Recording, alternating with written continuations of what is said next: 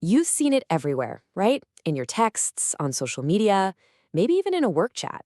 The eye emoji. It's just two little circles, but wow, can it pack a punch? Today, we're going to decode this deceptively simple icon and really get into its hidden power. So, when this emoji pops up on your screen, what is it really saying? I mean, is it just a friendly, hey, check this out? Or is it a hint that there's some juicy gossip? Or could it be something a little more critical? That's the big question we're tackling. All right, let's start with the basics. On the surface, the eyes emoji was really designed to do one of two pretty straightforward things. So it really has two main jobs. The first is all about grabbing your attention. It's like a digital spotlight that just screams, hey, you, look over here. The second job is to give you a hint. You know, that little nudge that says, psst, you might want to read between the lines on this one. So really, in its purest form, this emoji is just a tool for emphasis. It's pointing out a key fact in a document, or maybe flagging some surprising news. Its whole purpose is to direct your gaze. Simple, right? Well, not exactly. Because here is where our story takes a really interesting twist. That simple request to look at something, whether it's for attention or as a hint, it comes with a hidden risk. And the single biggest risk, the thing you have to watch out for whenever you send or receive those two little eyes, is ambiguity. You see, the emoji's greatest strength, its power to imply something without spelling it out, is also, kind of ironically, its greatest weakness, because that unspoken meaning can be taken in so many different ways. Just think about it. When someone says, look at this, with just the eyes emoji, what kind of look is it? Is it a friendly, helpful glance? Or is it more of a suspicious stare? Could it be a sign of harsh judgment, or maybe just a playful, gossipy nudge between friends? Without hearing their tone of voice, it is almost impossible to know for sure.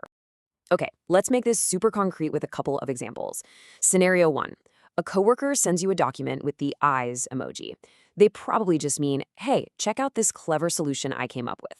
But you might see it and your stomach drops. You're thinking, are they passive-aggressively pointing out a mistake I made? Are they judging my work?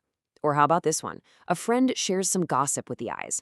They just mean, whoa, this is juicy. But you could easily start wondering, wait, is this a subtle warning? Is this actually about me? See? That gap between what was intended and how it's perceived can be absolutely massive. So, what do?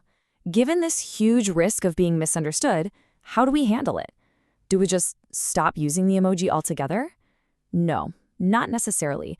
It's really just about being a little more mindful. And this, right here, is the key takeaway. The meaning isn't really in the emoji itself. It's created in that invisible space between the person who sends it and the person who receives it. It all depends on your relationship, your shared history, and the specific context of that one conversation. This brings us to some really simple, practical steps. First, just think about your audience. Who are you talking to? Do they get your sense of humor? Is there any kind of power dynamic happening? Second, check the context. Is this a casual, lighthearted chat or a serious professional discussion? And third, and this is a big one, just be prepared for it to land wrong. Be ready to jump in and clarify what you actually meant if you have to. So the most important point here is this. The goal isn't to be afraid of emojis or to strip all the personality out of how we talk online. It's just about having awareness. It's about understanding that these tiny little symbols have real power, and we should probably use that power thoughtfully. And that leaves us with one final, much bigger question to chew on. In this digital world where so much is open to interpretation, who really decides what something means? Is it the sender with their original intention? Or is it the receiver with their own unique perception? It's definitely something to think about the next time you're about to hit send.